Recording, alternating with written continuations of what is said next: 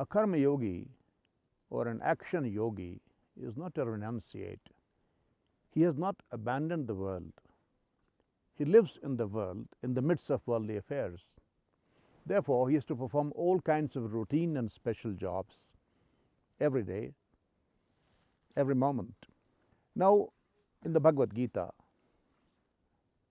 God gives a great mantra for turning all his actions, routine and special, both, into an act of worship of God. How could this be done? It's important to understand. Say, I am cleaning my house. When you are cleaning your house, this is because you feel okay with it, good with it. Though not everybody feels good when he cleans the house. He wants to remain dirty and in a messy situation. But however, many people feel very happy when they clean the house.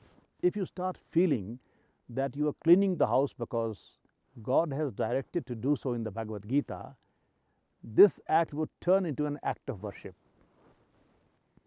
You are cooking your food. Now you anyway cook your food. But if you start feeling that God has told you that whatever you cook for God, and you cook with that feeling, that cooking as an act is turned into an act of worship. This routine act becomes an act of worship. These are all examples of routine work. But there are special works also. You are working somewhere and there is some assignment given to you. Now, God says that Svai Svai Karmani Abhirata Sansiddhing Labte Nara.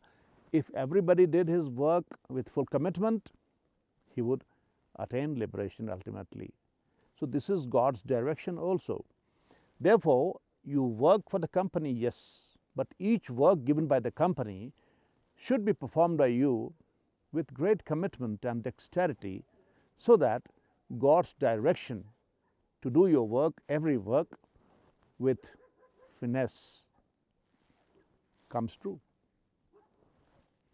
Therefore, whenever you do something, you think that as you go to the temple and offer flowers to him, you are offering each act of yours as a flower to God.